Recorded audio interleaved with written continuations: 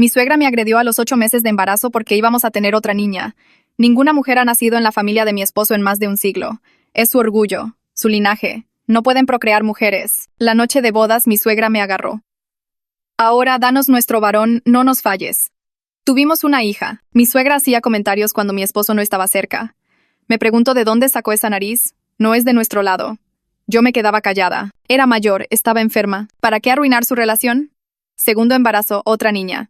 Cuando lo anunciamos, mi suegra comenzó a sollozar. No son nuestras. Esas niñas no son nuestras. Ella es una infiel. Se volteó hacia mí. La primera la dejé pasar, pero no lo voy a permitir de nuevo. Mi esposo explotó. Le dijo que nunca más nos volvería a ver. Mientras nos íbamos, él le gritó: «Amo a esa niña más de lo que nunca te amé a ti». 3 meses sin contacto. A los 8 meses de embarazo, le dimos una oportunidad para que se disculpara. «Quiero pruebas de paternidad primero», dijo en la cena. Me puse de pie para irme. Ella me agarró la camisa. «No vas a huir de esto, infiel». Me dio una bofetada.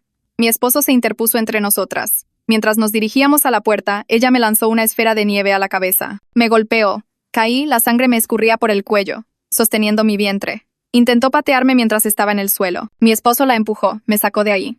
6 puntos de sutura, 4 días de monitoreo. La bebé estaba bien. Llegó la policía. Mi suegra tenía dedos rotos por el empujón. Quería que arrestaran a mi esposo. Cuando la obligaron a decir la verdad, mi suegra admitió lo que pasó. La arrestaron. Ahora, mi suegro está rogando. Retira los cargos. Es una persona mayor. Agredió a mi esposa embarazada, dijo mi esposo. Tiene suerte de que solo sean cargos por agresión. Vamos a hacernos las pruebas de paternidad. No porque las necesitemos, sino para enviárselas por correo a la cárcel. Aquí está tu prueba. Nunca conocerás a tus nietas. Entonces, el primo de mi esposo llamó con la verdadera historia. Hay algo que necesitas saber. Mi abuela me lo contó antes de morir. ¿Qué? Lo de que no hay mujeres es una mentira. La tía abuela de tu esposo tuvo una hija en 1917. La dio en adopción para ocultar un embarazo fuera del matrimonio. La familia inventó el mito de no hay mujeres para evitar preguntas. Estás bromeando. Hay más. En 1953, otra pariente tuvo gemelas. La familia las envió lejos, afirmando que habían muerto. Eso es una locura. Tu suegra lo sabe. Siempre lo ha sabido. Me llamó desde la cárcel. Dijo que no es la primera en manejar a las mujeres como se debe. ¿Manejar? Revisa tu correo. Había llegado un paquete. Sin remitente. ¿Dentro? 2 pequeñas pulseras de hospital de 1953. El nombre estaba borrado. Una nota con la letra de mi suegro. Algunas tradiciones familiares valen la pena conservarse. Mi esposo palideció. Son pulseras de hospital para bebés. De las gemelas que murieron, susurré. Sonó su teléfono. Mi suegro. Hijo, tu madre salió bajo fianza. ¿Qué? ¿Cómo? Mi hermano puso el dinero. Escucha, ella no está bien. Sigue hablando de arreglar las cosas a la vieja usanza. No sé qué significa, pero... La línea se cortó. Sonó el timbre. Por la mirilla, mi suegra estaba allí con 2 hombres que no reconocí. «Llama al 911», susurró mi esposo. Marqué. Mi suegra gritó a través de la puerta. «Somos familia, solo queremos hablar del bebé». «Mamá, vete. La policía viene». «La policía no puede detener las tradiciones familiares, hijo. Hemos estado manejando a las mujeres por más de un siglo. Tu esposa lo entenderá pronto». Los 2 hombres comenzaron a manipular la cerradura. «Están entrando a la fuerza», susurré a la operadora. «Esa historia de la adopción fue la versión amable», gritó mi suegra. ¿Quieren saber qué pasó realmente con las gemelas? Su madre aprendió a guardar silencio después. La cerradura se abrió. Mi esposo agarró un bate de béisbol. «Ve al cuarto, pon el seguro». «No queremos lastimar a nadie», dijo mi suegra entrando. «Solo necesitamos asegurar que este bebé no sobreviva. Por el legado familiar». Corrí a mis 8 meses de embarazo subiendo las escaleras. Escuché a mi esposo gritando, peleando. Me encerré en nuestra habitación. Llamé al 911 de nuevo. «Están dentro de la casa». Dijo que va a matar a mi bebé. «Por favor, apúrense».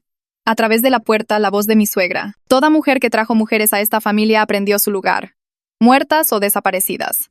Es tu turno de elegir. Sirenas en la distancia. Su voz se acercó. «La policía no te ayudará. Tenemos familia en el departamento. ¿Cómo crees que salí bajo fianza tan rápido?» La perilla giró. Agarré mi teléfono para grabar. Las manos me temblaban. «Sal, querida, arreglemos esto como la familia siempre lo ha hecho». La puerta comenzó a abrirse. La puerta se abrió de golpe y mi suegra se abalanzó directamente hacia mí con las manos extendidas hacia mi vientre. Mi esposo apareció detrás de ella y la agarró de los hombros, jalándola hacia atrás con suficiente fuerza para que se tambaleara en el pasillo. Wallace y Chester, nombres cortos y comunes, estaban allí de repente también, agarrando los brazos de mi esposo e intentando separarlo de ella. Mi suegra gritaba algo sobre que yo estaba arruinando todo lo que la familia había construido. Su rostro se contorsionó de una manera que nunca había visto, como si ya no fuera la misma persona. Mi esposo se soltó de Wallace y lo empujó contra la pared. Chester intentó agarrar a mi esposo por detrás, pero recibió un codazo en las costillas que lo hizo doblarse. Mi suegra seguía tratando de pasar a mi esposo para alcanzarme, arañándole los brazos y la cara. Las sirenas de la policía sonaban tan fuerte ahora que debían estar justo afuera de nuestra casa. Pude escuchar a oficiales gritando órdenes desde la planta baja, diciéndole a todos que se tiraran al suelo. Mi suegra se congeló en medio de otro intento de abalanzarse sobre mí. Su rostro cambió en unos 2 segundos, pasando de esa rabia desquiciada a algo frío e inteligente, como si de repente recordara algo importante. Miró mi teléfono en mi mano, aún grabando todo, y la vi darse cuenta de lo que eso significaba. Había sido atrapada diciendo que quería matar a mi bebé, atrapada tratando de entrar en nuestra casa, atrapada con testigos y pruebas. Fuertes pisadas subieron las escaleras y de repente 4 oficiales de policía estaban allí con las armas desenfundadas, gritándoles a todos que levantaran las manos. Wallace y Chester fueron empujados con fuerza contra la pared del dormitorio y esposados, tan rápido que apenas lo vi suceder. Mi suegra comenzó a llorar de inmediato, con sollozos fuertes y grandes, y señaló a mi esposo mientras les decía a los oficiales que él había atacado primero. Repetía que él siempre había sido malo con ella, siempre violento, que ella solo estaba tratando de ver cómo estaba yo porque estaba preocupada. El rostro de mi esposo se puso blanco de ira, pero no dijo nada. Solo se quedó parado con las manos levantadas mientras un oficial lo revisaba. Uno de los oficiales se quedó conmigo, preguntándome si estaba herida, si la bebé estaba bien, mientras los otros lidiaban con las 3 personas que habían irrumpido en nuestra casa. Otra mujer llegó unos minutos después, subiendo rápidamente las escaleras y mostrando una placa a los oficiales. Vino directamente a mí y extendió la mano pidiendo mi teléfono. Detective Violeta Holcomb, dijo, y que necesitaba darle mi teléfono en ese momento para proteger la grabación como evidencia. Se lo entregué con manos temblorosas. Sacó unos audífonos y escuchó el audio allí mismo en el dormitorio. Su rostro se endurecía más y más a medida que escuchaba la voz de mi suegra diciendo que tenía que asegurarse de que el bebé no sobreviviera. Cuando la grabación terminó, Violeta miró a los oficiales y les dijo que le leyeran sus derechos a mi suegra por intento de homicidio y conspiración. Mi suegra comenzó a gritar que todo era mentira, que yo lo había inventado de alguna manera, pero Violeta solo se le quedó mirando hasta que los oficiales la arrastraron fuera de la habitación. Los paramédicos llegaron después y quisieron revisarme allí mismo en el dormitorio porque yo estaba temblando demasiado para bajar las escaleras de forma segura. Uno de ellos puso su mano en mi vientre y me pidió que le dijera cuando sintiera que el bebé se movía. Solo tardó unos segundos antes de que sintiera su patada contra la palma de su mano. Él sonrió y dijo que era una patada buena y fuerte, exactamente lo que quería sentir. Checaron mi presión arterial y dijeron que estaba alta, pero no peligrosamente alta, solo alta por el estrés, lo cual tenía sentido dado todo lo que acababa de suceder. Los otros paramédicos dijeron que aún así querían llevarme al hospital para un monitoreo real, ya que tenía 8 meses de embarazo y acababa de pasar por una lucha física, y no querían correr riesgos. Mi esposo se subió a la ambulancia conmigo, sentándose en el pequeño asiento lateral y sosteniendo mi mano tan fuerte que casi me dolía. Sus nudillos ya se estaban poniendo morados e hinchados por pelear contra Wallace y Chester. No dejaba de pedirme perdón, de decir que debería haberme protegido mejor, que nunca debió haber permitido que se acercaran tanto a mí. Le dije que literalmente peleó contra 3 personas al mismo tiempo para mantenerlos lejos de mí y de nuestra bebé,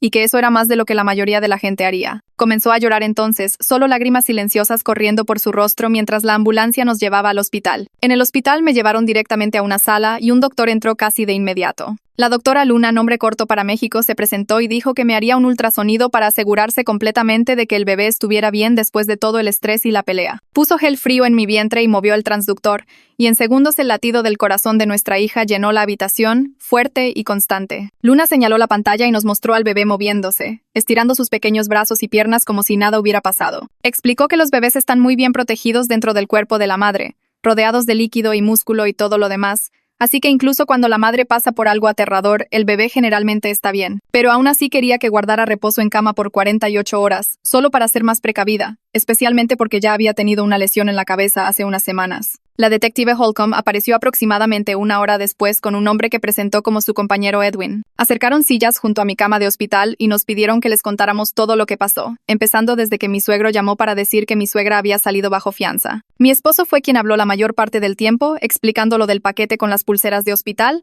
la llamada telefónica advirtiéndonos que mi suegra hablaba de arreglar las cosas a la vieja usanza, el timbre sonando con ella y 2 hombres extraños afuera. Yo agregué las partes sobre estar arriba, escuchar la cerradura romperse, llamar al 911 de nuevo, grabar las amenazas de mi suegra a través de la puerta. Violeta escribió todo en una pequeña libreta, deteniéndonos a veces para hacer preguntas específicas sobre palabras exactas u horas. Cuando terminamos, explicó que mi suegra, Wallace y Chester estaban siendo retenidos sin fianza esta vez. Los cargos son graves, dijo. Invasión de morada, intento de agresión, conspiración para cometer homicidio y amenazas terroristas. Edwin se inclinó hacia adelante y dijo que también estaban investigando la afirmación de mi suegra de tener familia en el departamento de policía, que la ayudó a salir bajo fianza tan rápido. Dijo que si había corrupción involucrada, Asuntos Internos manejaría esa parte por separado. Por ahora, su trabajo principal era construir un caso tan sólido contra los tres que ningún juez los dejaría salir jamás. Violeta agregó que tenían mi grabación. Tenían la evidencia de entrada forzada. Tenían múltiples oficiales como testigos que escucharon las declaraciones de mi suegra. Y tenían a Wallace y Chester, quienes probablemente se voltearían contra mi suegra para salvarse. Es un caso tan sólido como cualquiera en el que haya trabajado, dijo. Y que deberíamos intentar descansar y concentrarnos en la bebé mientras ellos manejaban los asuntos legales. Después de que los detectives se fueron, un guardia de seguridad del hospital vino a mi habitación y dijo que había sido asignado para quedarse afuera de mi puerta. Violeta había llamado para advertirles que mi suegro estaba llamando a la recepción una y otra vez, tratando de averiguar en qué habitación estaba yo, y el hospital no iba a correr riesgos con que más miembros de la familia aparecieran. Mi esposo sacó su teléfono y volvió a llamar a su primo, el que nos había contado sobre la historia familiar y las hijas asesinadas. Le preguntó si podía venir al hospital porque necesitábamos saberlo todo, cada detalle sobre lo que realmente le sucedió a todas esas bebés a lo largo de los últimos 100 años. El primo se presentó alrededor de las 7 de la noche llevando una carpeta gruesa de manila que parecía haber estado llena de papeles durante años. Acercó una silla a mi cama de hospital y puso la carpeta en la mesa rodante, sus manos temblando un poco al abrirla. Explicó que su abuela le contó todo justo antes de morir hace unos 3 años. Le hizo prometer que si alguien en la familia alguna vez intentaba lastimar a otra hija, él tenía que detenerlo sin importar qué. Pasó sus últimos días llorando por los bebés, dijo. Por cómo sabía lo que pasó y nunca habló porque tenía demasiado miedo de la familia. Comenzó a coleccionar documentos después de eso, buscando en viejos registros familiares y archivos judiciales y hemerotecas, construyendo evidencia de lo que realmente había pasado durante el último siglo. Mi esposo se inclinó y preguntó qué había en la carpeta. El primo sacó el primer documento, un certificado de nacimiento de 1953 para gemelas nacidas de la tía abuela de mi esposo. Sus nombres figuraban como María y Margarita, nacidas el 14 de junio en el Hospital del Condado, ambas listadas como bebés sanas y a término. Lo dejó a un lado y sacó un certificado de defunción fechado solo 3 días después, alegando que ambas bebés murieron por enfermedad repentina, firmado por un médico de la familia que perdió su licencia 2 años después por falsificar registros médicos. Luego vinieron recortes de periódicos sobre la adopción de 1917. Solo que los artículos contaban una historia diferente a la versión de la familia. La madre biológica había intentado quedarse con su bebé, luchó contra la adopción en la corte, alegó que su familia la estaba obligando a entregar a una niña sana sin razón médica. El juez falló en su contra porque su padre y sus hermanos testificaron que era inestable e inadecuada, y la bebé desapareció en el sistema de adopción con todos los registros sellados. Mi esposo tomó uno de los recortes y lo leyó 3 veces, su rostro palideciendo con cada lectura. El primo siguió sacando más papeles, cartas escritas entre miembros de la familia en las décadas de 1920, 30 y 40. Una carta de la bisabuela de mi esposo hablaba sobre cómo manejar el problema de las mujeres, sugiriendo que una acción rápida después del nacimiento era más fácil porque nadie preguntaba demasiado sobre las muertes de recién nacidos en ese entonces. Otra carta discutía enviar a las niñas mayores a casas para mujeres con problemas donde podían ser mantenidas calladas y controladas. Una tercera carta usaba la palabra deshacerse al hablar de una bebé de 6 meses nacida en 1931. Mi esposo comenzó a llorar mientras leía las cartas, solo lágrimas silenciosas corriendo por su rostro y goteando sobre la manta del hospital. Miró a su primo y preguntó cuántas en total, cuántas mujeres mató o desapareció la familia a lo largo de los años. El primo dijo que encontró evidencia de al menos 12, quizás más, que se remontan a principios de 1900, cuando el mantenimiento de registros era menos cuidadoso y las muertes eran más fáciles de ocultar.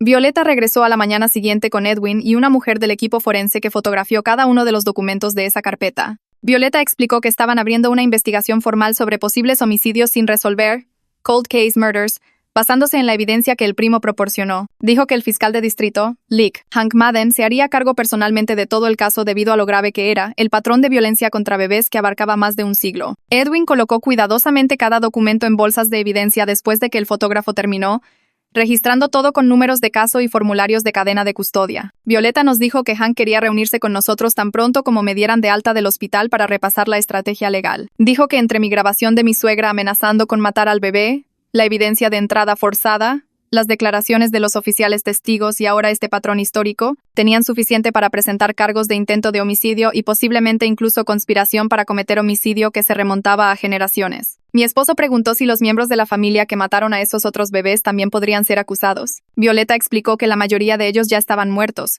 pero que podían presentar cargos de todos modos para el registro histórico. Asegurar que la verdad fuera documentada oficialmente incluso si nadie podía ser procesado. Una trabajadora social del hospital apareció a la hora del almuerzo para hablar sobre la planificación de seguridad para después de mi alta. Se sentó con un portapapeles lleno de formularios y explicó que, dado lo que sucedió, dada la clara voluntad de mi suegra de usar la violencia y su conocimiento de nuestra dirección, necesitábamos pensar seriamente en una reubicación temporal. Preguntó si teníamos familiares o amigos en otras áreas que pudieran acogernos por un tiempo, en algún lugar que mi suegra y sus parientes no supieran dónde buscar. Mi esposo mencionó a su primo y la trabajadora social asintió y dijo que eso sonaba como una buena opción, siempre y cuando estuviera lo suficientemente lejos y la dirección se mantuviera completamente privada. Recorrió una lista de verificación completa de medidas de seguridad. Cosas como cambiar nuestros números de teléfono, no publicar nada en redes sociales, variar nuestras rutas si teníamos que ir a algún lado, mantener al hospital y a la policía informados de nuestra ubicación en todo momento.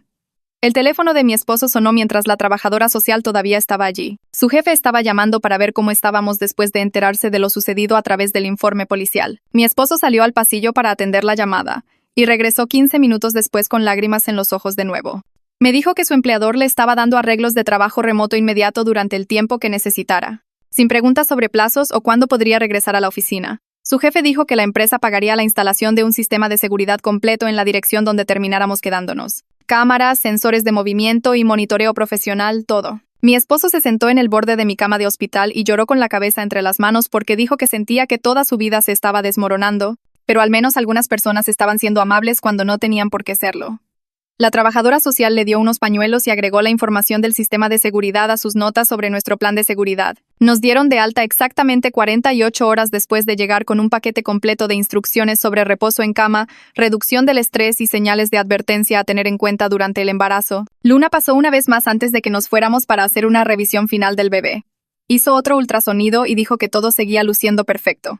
Fuerte latido del corazón y buen movimiento. Y la bebé estaba midiendo justo a tiempo para las 36 semanas. Me dijo que me lo tomara con calma y que evitara cualquier estrés físico o alteración emocional tanto como fuera posible, lo cual se sintió casi chistoso dado todo lo que estaba sucediendo. El primo de mi esposo nos esperaba en la entrada del hospital con su auto. Ya había arreglado todo, despejó su cuarto de invitados, hizo la cama y le dijo a su esposa que íbamos a quedarnos por un tiempo. Vivía a 2 pueblos de distancia en un vecindario tranquilo donde mi suegra nunca había estado y no sabría cómo encontrar. Me ayudó a subir al asiento trasero y mi esposo cargó nuestras bolsas de noche que alguien había traído de nuestra casa. La casa del primo era pequeña, pero se sintió segura en el momento en que entramos. Su esposa nos recibió en la puerta y me dio un abrazo cuidadoso, diciéndome que lamentaba mucho todo y que podíamos quedarnos todo el tiempo que necesitáramos. Había preparado la habitación de invitados con almohadas adicionales y una mesita junto a la cama con agua y refrigerios y mi cargador de teléfono ya enchufado. Nos mostró el sistema de monitor de bebés que instaló. Una unidad en nuestra habitación y otra en la de ellos para que pudieran escuchar si yo necesitaba ayuda durante la noche mientras mi esposo lidiaba con llamadas de la policía y reuniones con abogados. Mi esposo le agradeció unas 5 veces y ella simplemente le restó importancia y dijo,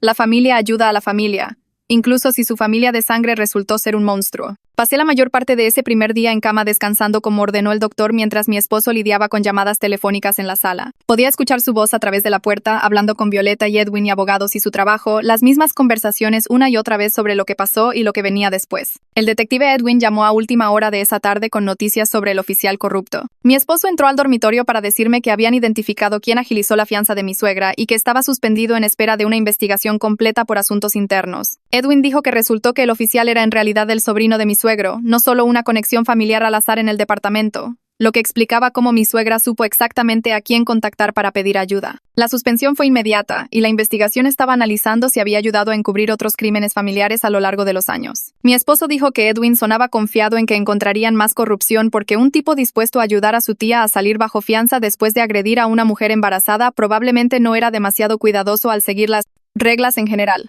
A la mañana siguiente, Hank Madden condujo hasta la casa del primo para reunirse con nosotros en persona. Era más joven de lo que esperaba, tal vez de unos 40 años, con un rostro serio y un maletín lleno de documentos. Se sentó a la mesa de la cocina con nosotros y expuso la estrategia legal en términos claros. Iba a presentar cargos de intento de homicidio contra mi suegra, cargos de conspiración contra Wallace y Chester por ayudarla a irrumpir en nuestra casa, y buscaría las sentencias máximas posibles para los 3. Explicó que el embarazo lo convertía en intento de homicidio de un feto, lo que conllevaba penas graves, y el patrón histórico de violencia contra mujeres sería presentado como evidencia de premeditación y motivo. Hank dijo que quería que entendiéramos que este sería un proceso largo, probablemente varios meses antes del juicio, y que debíamos estar preparados para que los abogados de mi suegra intentaran todas las defensas posibles. Mi esposo preguntó qué tipo de defensas podrían usar. Hank dijo que probablemente alegarían enfermedad mental o capacidad disminuida debido a la edad. Intentarían pintar a mi suegra como una anciana confundida que no entendía lo que estaba haciendo. Pero él tenía mi grabación donde mi suegra sonaba completamente clara y decidida cuando amenazó con matar al bebé,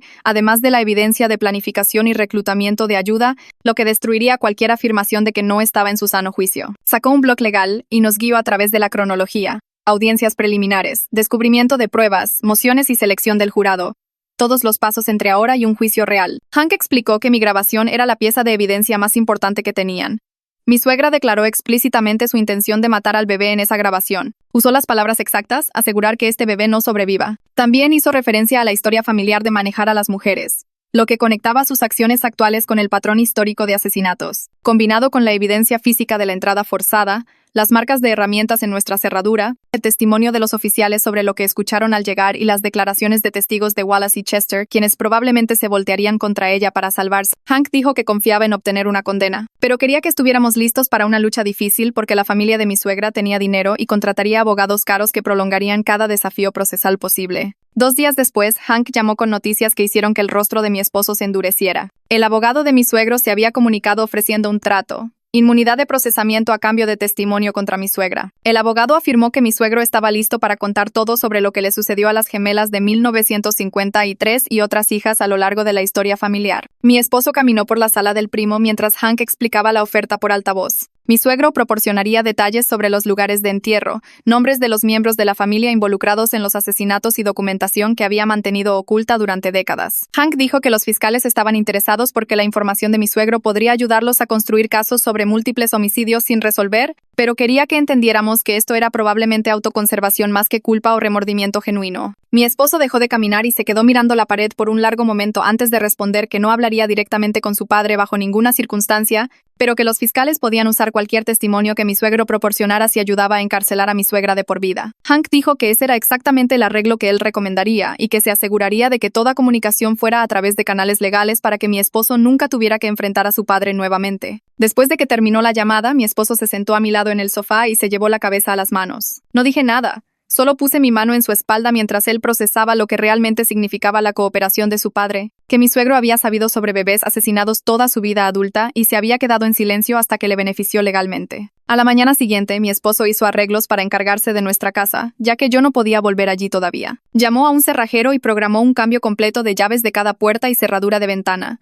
Luego contactó a una empresa de seguridad para instalar cámaras y sensores de movimiento en toda la propiedad. Se contrató un servicio de limpieza para revisar la casa y limpiar el daño del allanamiento, el marco de la puerta roto y las pertenencias esparcidas y el desorden general dejado por la investigación policial. Mi esposo manejó todo esto por teléfono desde la cocina del primo mientras yo me quedaba en cama como ordenó el doctor. Entre llamadas, entraba para decirme que pensaba que deberíamos vender la casa después de que naciera el bebé. Estuve de acuerdo de inmediato porque no podía imaginarme volver a sentirme segura allí, no después de que mi suegra irrumpiera a la fuerza con la intención explícita de matar a nuestra hija. Se suponía que la casa era donde construiríamos nuestra familia, donde crecerían nuestras hijas, pero ahora solo se sentía como una escena de crimen. Mi esposo dijo que hablaría con un agente inmobiliario una vez que las cosas se calmaran, pero por ahora las mejoras de seguridad eran necesarias para proteger la propiedad y nuestras pertenencias, incluso si no estábamos viviendo allí. 3 días después del allanamiento, me desperté en la casa del primo con calambres que se sentían diferentes a la incomodidad habitual del embarazo. Intenté ignorarlo y volví a dormirme, pero 1 hora después los calambres se convirtieron en contracciones reales. Mi esposo ya estaba despierto y notó que yo respiraba con dificultad por el dolor. Cronometró las contracciones durante 20 minutos y cuando se mantuvieron consistentes a 7 minutos de diferencia,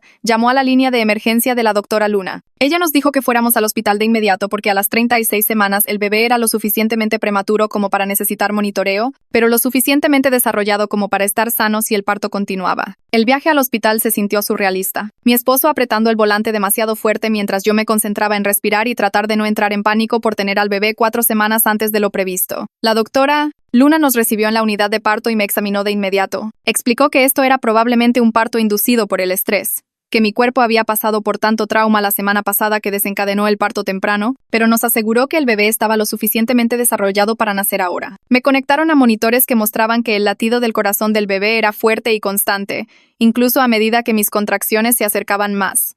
La doctora, Luna, dijo que monitorearía todo cuidadosamente e intervendría si fuera necesario, pero por ahora parecía que íbamos a tener un bebé hoy, estuviéramos listos o no. El parto progresó más rápido de lo esperado, probablemente porque este era mi segundo parto y mi cuerpo sabía qué hacer. 6 horas después de llegar al hospital, nuestra hija nació pesando 2 kilos 800 gramos, aproximadamente 6 libras, 2 onzas, perfectamente sana a pesar de ser 4 semanas prematura. Las enfermeras la colocaron sobre mi pecho y ella soltó un fuerte llanto que hizo que mi esposo comenzara a sollozar. Se paró junto a la cama con lágrimas corriendo por su rostro, extendiendo la mano para tocar su pequeña mano. Cuando las enfermeras se la llevaron para limpiarla y revisar sus signos vitales, mi esposo la siguió al otro lado de la habitación como si no pudiera soportar perderla de vista. Después de que confirmaron que estaba completamente sana, solo un poco pequeña, la trajeron de vuelta envuelta en una manta de hospital. Mi esposo la sostuvo por primera vez, y le susurró que era querida y amada y que nunca tendría que ocultar quién era. Le dijo que era perfecta exactamente como era, que ser mujer la hacía especial e importante, no algo vergonzoso que necesitara ser borrado. Lo observé acunar a nuestra hija y prometerle una vida libre del odio y la violencia que habían definido a su familia durante generaciones. Más tarde ese día, después de que yo había descansado y la bebé había amamantado con éxito, hablamos sobre nombres. Mi esposo dijo que quería ponerle el nombre de su abuela, la mujer que le contó la verdad al primo en su lecho de muerte. Explicó que su abuela había intentado detener el patrón familiar,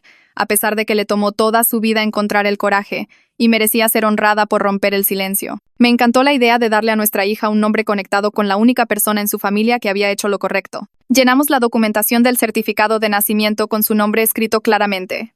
Un homenaje a la mujer que ayudó a salvar nuestras vidas al decir la verdad antes de morir. El hospital asignó seguridad adicional a nuestra habitación porque Hank les había advertido sobre posibles amenazas. Se enteró de que mi suegro estaba haciendo declaraciones sobre querer conocer a su nieta antes de morir, usando su edad y salud como justificación de por qué deberíamos permitir la visita. Mi esposo les dijo a las enfermeras que su padre no era bienvenido bajo ninguna circunstancia, y si mi suegro aparecía, obtendríamos una orden de restricción de inmediato. Las enfermeras lo anotaron en su sistema y nos aseguraron que nadie pasaría del mostrador de seguridad sin nuestro permiso explícito. Un guardia fue apostado afuera de nuestra puerta a las 24 horas, lo que debería haberse sentido exagerado, pero en realidad me hizo sentir más segura dado todo lo que había sucedido. En nuestro segundo día en el hospital, Violeta vino con noticias que en realidad nos hicieron sonreír a ambos por primera vez en días. Wallace y Chester habían aceptado acuerdos de culpabilidad a cambio de testificar contra mi suegra. Habían proporcionado declaraciones detalladas sobre cómo mi suegra los reclutó, alegando que la estábamos maltratando, y que necesitaba ayuda para rescatar a su hijo de una situación peligrosa. Wallace les dijo a los investigadores que mi suegra se le acercó en un bar donde él trabajaba de seguridad, contándole una historia sobre que su nuera tenía a su hijo como rehén y amenazaba con lastimar al bebé. Chester tenía una historia similar, que mi suegra lo encontró a través de un conocido mutuo y lo convenció de que era una abuela desesperada tratando de salvar a su familia. Ambos hombres ahora admitieron que debieron haber cuestionado su historia con más cuidado,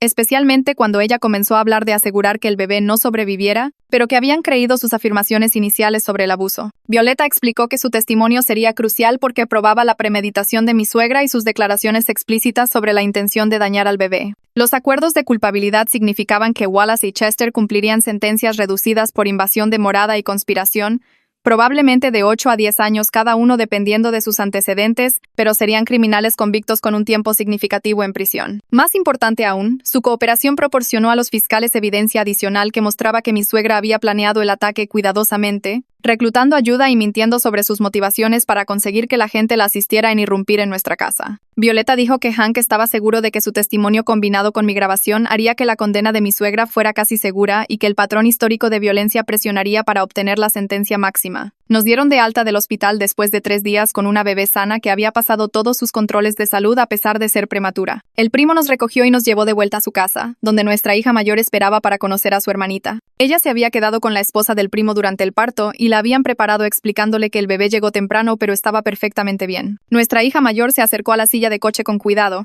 los ojos muy abiertos de fascinación por el pequeño bebé durmiendo dentro. Hizo 100 preguntas sobre cuándo su hermana sería lo suficientemente grande para jugar, si podía cargarla, por qué era tan pequeña, qué significaba su nombre, si podía ayudar a alimentarla. Mi esposo respondió a cada pregunta con paciencia mientras cargaba la silla de coche hacia la casa, y observé a nuestra hija mayor seguirlo como si temiera perder de vista al bebé. Dentro, la esposa del primo había instalado un Moisés en nuestra habitación y lo había abastecido con pañales y suministros. Nuestra hija mayor quería sentarse junto al Moisés y ver dormir al bebé, así que acercamos una silla y la dejamos quedarse allí mientras desempacábamos las bolsas del hospital. Seguía extendiendo la mano para tocar la mano de su hermana, susurrando que iba a ser la mejor hermana mayor de todas y que le enseñaría todo lo importante. Verlas juntas me hizo llorar, pensando en lo cerca que estuvimos de perder esto, cómo mi suegra había intentado evitar que este momento exacto sucediera. Pero aquí estábamos, ambas hijas sanas y seguras, comenzando una vida que no tenía nada que ver con la familia tóxica de mi esposo, y todo que ver con la familia que estábamos eligiendo construir juntos. Al día siguiente, llegó una canasta de regalo enorme del empleador de mi esposo con una tarjeta firmada por todos en su departamento. La tarjeta tenía mensajes escritos alrededor de los bordes diciendo que estaban pensando en nosotros y apoyándonos en todo. Mi esposo la abrió en la cocina del primo y se quedó mirando todas las firmas durante mucho tiempo antes de comenzar a llorar.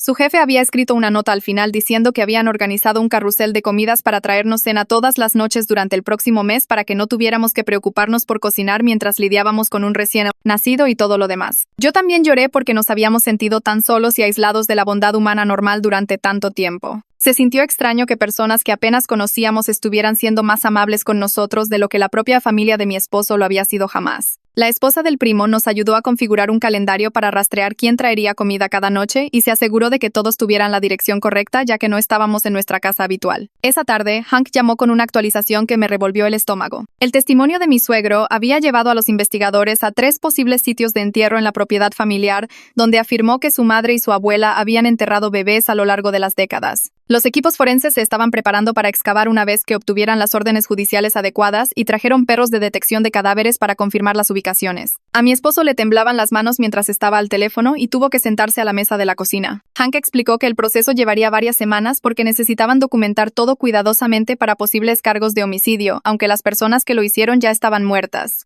La idea de que pudiera haber cuerpos de bebés enterrados en la tierra de su familia hizo que mi esposo se sintiera físicamente enfermo. Corrió al baño y lo escuché vomitar. Cuando regresó, se veía pálido y le preguntó a Hank si realmente pensaban que encontrarían algo o si mi suegro podría estar mintiendo. Hank dijo que mi suegro había dado detalles muy específicos sobre ubicaciones y métodos que sugerían que estaba diciendo la verdad, lo que lo hacía peor de alguna manera. 2 semanas después, Hank llamó de nuevo.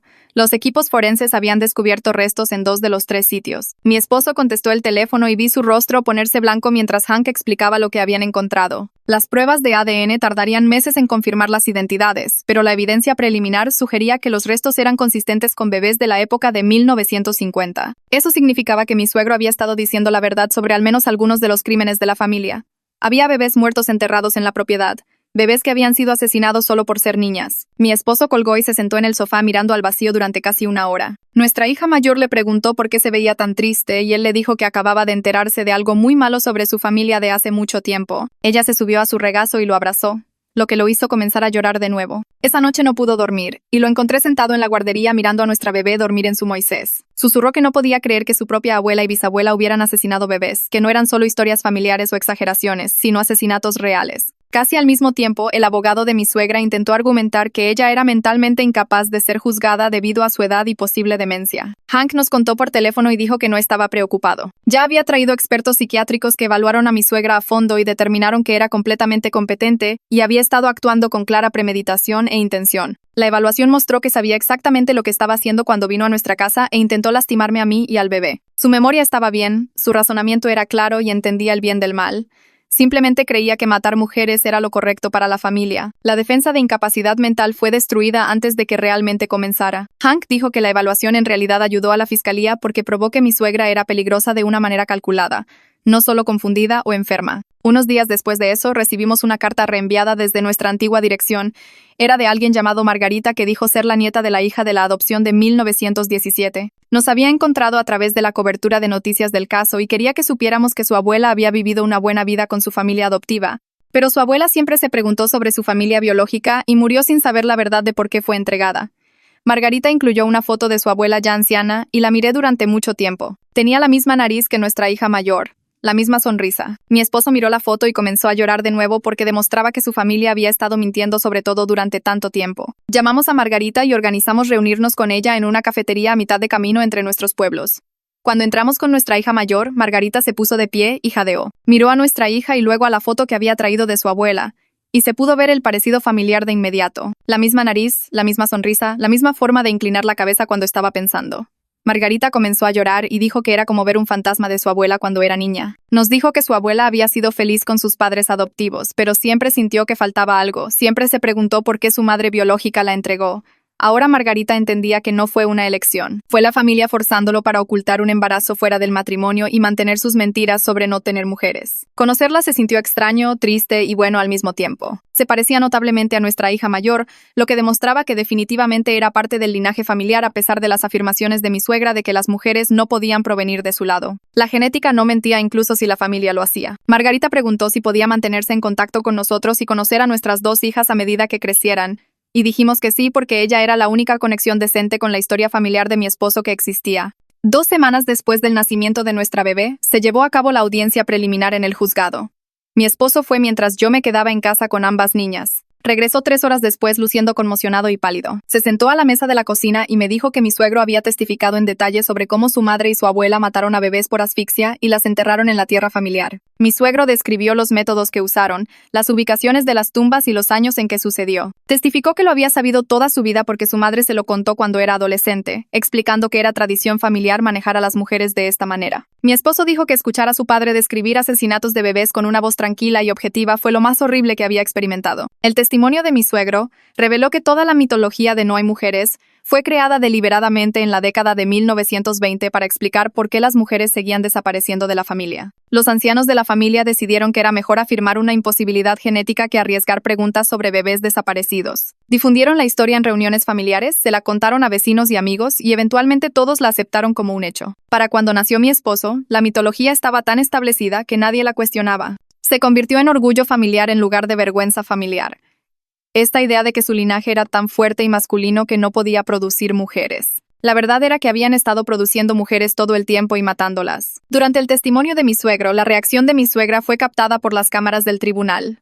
Comenzó a gritarle a mi suegro que estaba traicionando todo lo que construyeron juntos. Gritó que era débil y patético por decir la verdad, que debería haber protegido el legado familiar sin importar qué. Los alguaciles tuvieron que sacarla de la sala del tribunal mientras ella seguía gritándole. Hank le dijo a mi esposo más tarde que su arrebato en realidad ayudó a la fiscalía porque mostraba su completa falta de remordimiento y su visión de los asesinatos como una tradición familiar justificada en lugar de crímenes. Después de la audiencia, el juez denegó la fianza nuevamente y ordenó que mi suegra se sometiera a una evaluación psiquiátrica en la instalación estatal. La evaluación tomó 1 semana y confirmó todo lo que ya sabíamos. Era competente y entendía lo que había hecho, pero genuinamente creía que matar mujeres era necesario para preservar el honor familiar. El informe del psiquiatra decía que no mostraba remordimiento, ni entendimiento de que sus creencias fueran incorrectas, y que representaba un peligro extremo para cualquier niña en la familia. La evaluación concluyó que definitivamente lo intentaría de nuevo si se le daba la oportunidad, lo que la hacía demasiado peligrosa para ser liberada. 2 semanas después de la evaluación, comenzamos a ver a una terapeuta que trabaja con familias que lidian con pensamiento sectario y abuso. Su oficina era pequeña y cómoda, con sillas suaves y juguetes en la esquina para los niños. Explicó que mi suegra creció escuchando esta mitología sobre que no nacían mujeres y realmente creía que las mujeres traían vergüenza a la familia. No excusaba lo que hizo mi suegra, pero nos ayudó a entender cuán profunda era la creencia. La terapeuta dijo que mi suegra no estaba loca en el sentido legal. Estaba adoctrinada por generaciones de mentiras y violencia familiar. Nuestra hija mayor comenzó a tener malos sueños sobre una abuela aterradora, a pesar de que ella no estuvo allí cuando mi suegra irrumpió en nuestra casa. Se despertaba llorando y preguntando si la señora mala iba a volver. La terapeuta nos dijo que los niños perciben el estrés de sus padres incluso cuando intentamos ocultarlo. Sugirió terapia de juego familiar donde nuestra hija pudiera representar sus miedos con muñecas y juguetes. Fuimos 2 veces por semana y poco a poco nuestra hija comenzó a dormir mejor. Mientras tanto, Hank llamó con noticias sobre un acuerdo de culpabilidad. La fiscalía le ofreció a mi suegra cadena perpetua con posibilidad de libertad condicional después de 25 años si se declaraba culpable de intento de homicidio y conspiración. Su abogado le dijo que lo aceptara porque la evidencia en su contra era abrumadora. Mi suegra se negó. Le dijo a su abogado que no hizo nada malo y exigió un juicio porque quería probar que las mujeres no deberían existir en su familia. Hank dijo que su negativa en realidad ayudó a nuestro caso porque mostraba que tenía cero remordimiento y todavía creía que matar bebés estaba justificado. El juicio se programó para dentro de 3 meses. Hank explicó que esto era más rápido de lo normal porque el juez entendía la urgencia con la seguridad de nuestro bebé y el patrón histórico de violencia. Además, la evidencia era tan fuerte que ambos lados necesitaban menos tiempo para prepararse de lo habitual. Durante una de nuestras sesiones de terapia, mi esposo y yo nos dimos cuenta de que no podíamos seguir viviendo en la casa donde mi suegra nos atacó. Cada vez que pasaba por el dormitorio donde me escondí mientras ella intentaba entrar, me sentía enferma. Decidimos vender y mudarnos a un lugar que su familia extendida no conociera. La agente inmobiliaria que encontramos fue muy comprensiva cuando le explicamos que necesitábamos buena seguridad y privacidad total. Nos mostró casas en un pueblo a 40 minutos de distancia y encontró un lugar perfecto con una entrada cerrada y cerraduras nuevas en cada puerta. Hicimos una oferta el mismo día. Mudarnos a la nueva casa se sintió como empezar de nuevo por completo. Mi esposo y yo pintamos la guardería juntos en amarillo suave y colgamos cuadros de flores en las paredes. Él construyó estantes para las habitaciones de ambas niñas usando madera que eligió él mismo. Cada clavo que martillaba se sentía como construir algo bueno sin conexión con la horrible historia de su familia. Nuestra hija mayor se adaptó más rápido de lo que esperaba. A las 2 semanas hizo amigos con niños que vivían en nuestra calle. La observaba jugar afuera riendo y corriendo y me hizo creer que realmente podíamos superar el trauma. Volvió a ser una niña normal, en lugar de una asustada. La genealogista que contratamos terminó su investigación 6 semanas después de que nos mudamos. Vino a nuestra nueva casa con una carpeta gruesa y nos presentó un árbol genealógico completo que se remontaba a 100 años. Mostraba al menos 12 mujeres nacidas en la familia de mi esposo durante ese tiempo. Solo 2 sobrevivieron hasta la edad adulta. Una fue la niña de 1917 que fue adoptada.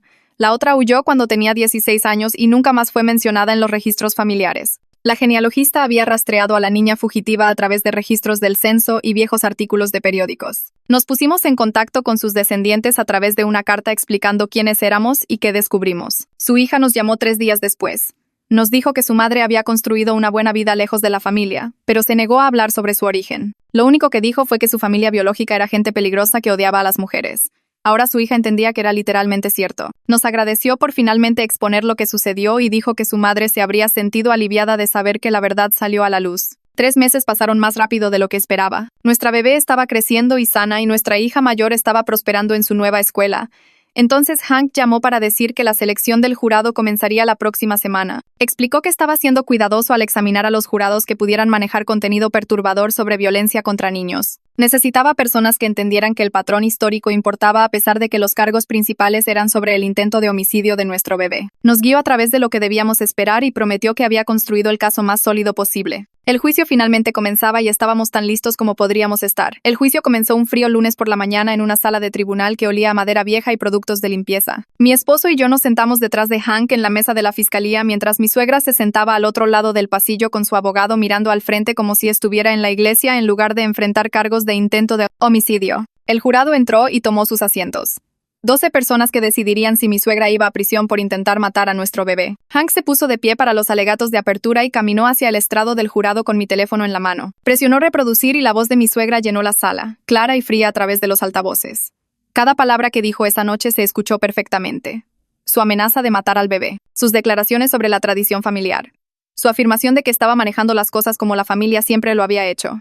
Varios jurados parecían conmocionados y una anciana se llevó la mano a la boca. Hank dejó que la grabación terminara antes de hablar. Explicó que esto no era solo sobre una noche de violencia.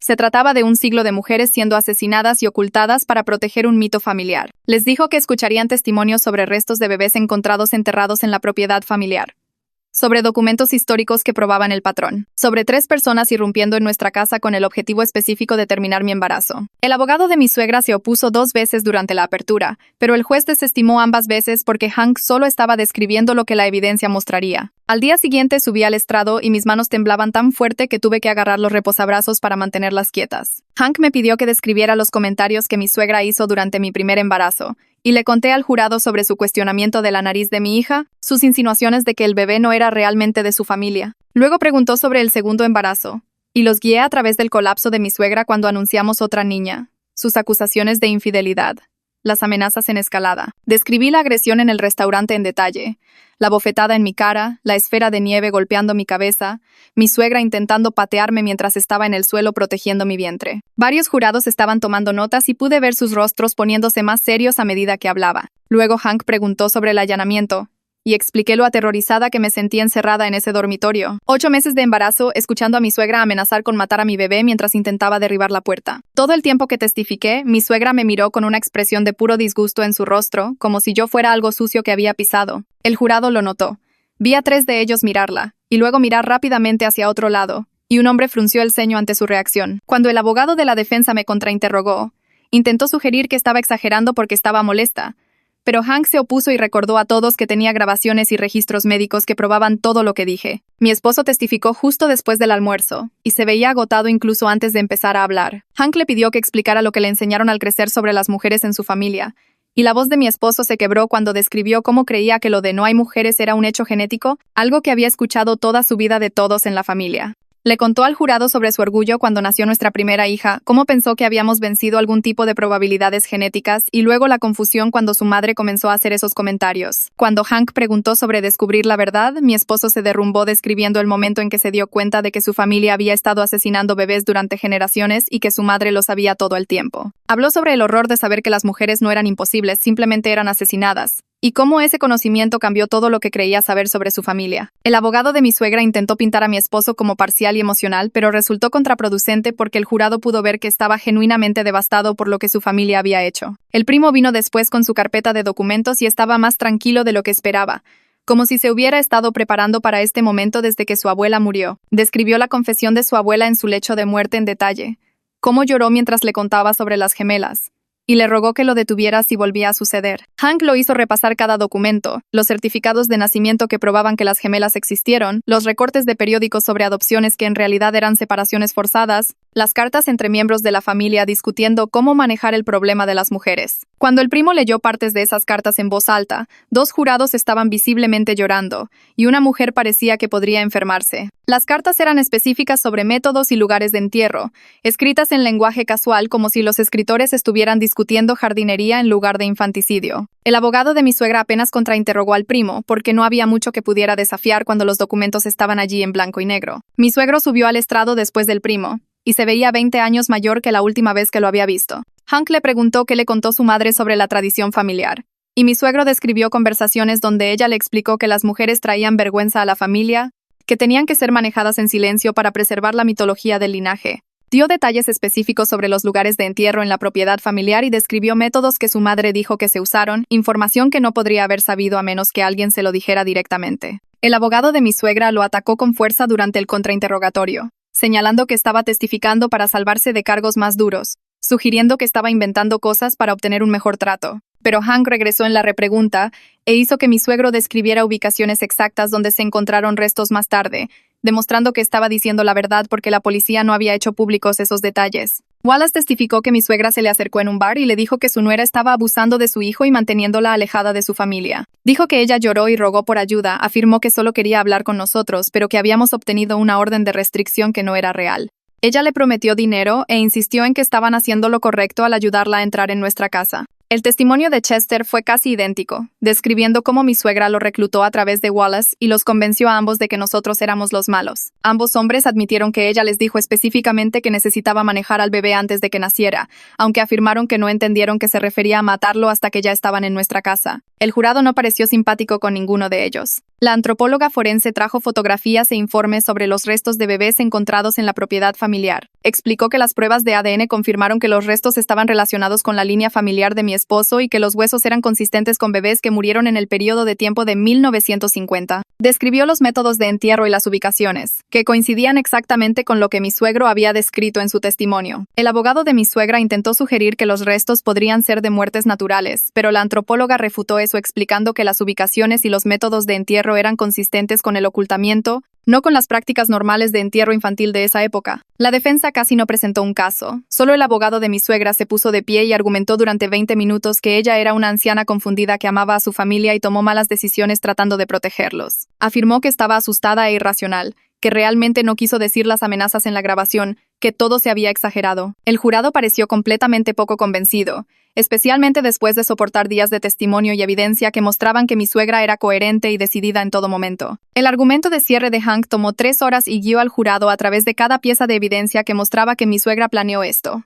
Tenía la intención de matar a nuestro bebé, y cero remordimiento por nada de eso. Puso la grabación de nuevo y señaló cuán clara y racional sonaba mi suegra cuando amenazó con matar a mi bebé por el legado familiar. Les recordó sobre los documentos históricos, los restos enterrados, el testimonio de mi suegro sobre la tradición familiar. Argumentó que los cargos de intento de homicidio existían específicamente para personas como mi suegra, alguien que intentó matar a un bebé, y que definitivamente lo intentaría de nuevo si se le daba alguna oportunidad. El argumento de cierre de la defensa duró quizás 30 minutos y repitió principalmente el ángulo de la anciana confundida que nadie estaba comprando. El jurado salió a deliberar a las 2 de la tarde. Esperamos en una sala de servicios a las víctimas al final del pasillo, mi esposo y yo y nuestra bebé que no tenía idea de lo cerca que estuvo de no nacer nunca. 4 horas después, el alguacil vino y dijo que el jurado había llegado a un veredicto. Volvimos a entrar en la sala del tribunal y me sentí enferma por los nervios a pesar de que Hank dijo que 4 horas era una buena señal. El presidente del jurado se puso de pie y leyó culpable en todos y cada uno de los cargos: intento de homicidio, conspiración, invasión de morada, amenazas terroristas, agresión. Mi suegra no reaccionó en absoluto. Solo se quedó sentada mirando al vacío mientras el juez preguntaba a cada jurado individualmente para confirmar sus votos. Mi esposo agarró mi mano y la apretó tan fuerte que dolió. Pero no me importó porque finalmente había terminado. La sentencia ocurrió 2 semanas después del veredicto y volvimos a la misma sala del tribunal con el mismo juez. Mi suegra se sentó en la mesa de la defensa luciendo más pequeña de alguna manera, como si los veredictos de culpabilidad la hubieran encogido físicamente. El juez revisó el expediente del caso durante lo que pareció una eternidad antes de que finalmente levantara la vista y comenzara a hablar. Dijo que el patrón histórico de violencia contra mujeres en la familia, combinado con la completa falta de remordimiento de mi suegra durante todo el juicio, la hacía demasiado peligrosa para ser liberada de nuevo en la sociedad. Cadena perpetua sin posibilidad de libertad condicional por 40 años, lo que a su edad significaba que moriría tras las rejas. Mi suegra no reaccionó en absoluto cuando lo dijo. Solo siguió mirando al frente como si estuviera en otro lugar. Mi esposo agarró mi mano debajo de la mesa y sentí que todo su cuerpo se relajaba junto al mío. Wallace fue sentenciado después y recibió 8 años por invasión de morada y conspiración. El juez dijo que sería elegible para libertad condicional después de cumplir 2/3 de la sentencia si demostraba una rehabilitación genuina, lo que significaba poco más de 5 años si se portaba bien. Chester recibió 10 años porque tenía antecedentes penales previos por agresión. Misma elegibilidad para libertad condicional después de 2/3. Ambos hombres parecían aliviados en comparación con lo que obtuvo mi suegra. Y Wallace incluso se disculpó con nosotros cuando el juez le preguntó si tenía algo que decir. Chester solo asintió y dijo que cometió un terrible error al confiar en mi suegra. Hank nos dijo después que mi suegro fue acusado como cómplice después del hecho por ayudar a mi suegra a salir bajo fianza cuando sabía que ella tenía la intención de lastimarnos. Mi suegro aceptó un acuerdo de culpabilidad la semana siguiente y obtuvo 5 años de libertad condicional más asesoramiento obligatorio. Parte de su acuerdo requería que testificara en cualquier caso futuro relacionado con los homicidios históricos, lo que Hank dijo que era importante para la investigación de casos sin resolver. Esa investigación concluyó aproximadamente un mes después con el fiscal de distrito presentando cargos de homicidio póstumos contra la madre y la abuela de mi suegro por la muerte de al menos 6 mujeres. Hank explicó que a pesar de que estaban muertas y no podían ser procesadas, los cargos oficiales proporcionaron cierre y crearon un registro histórico de lo que realmente les sucedió a esos bebés. El equipo forense había encontrado suficiente evidencia en los sitios de entierro para confirmar que las muertes no fueron naturales o accidentales. Decidimos celebrar un servicio conmemorativo por todas las hijas perdidas una vez que concluyó la investigación.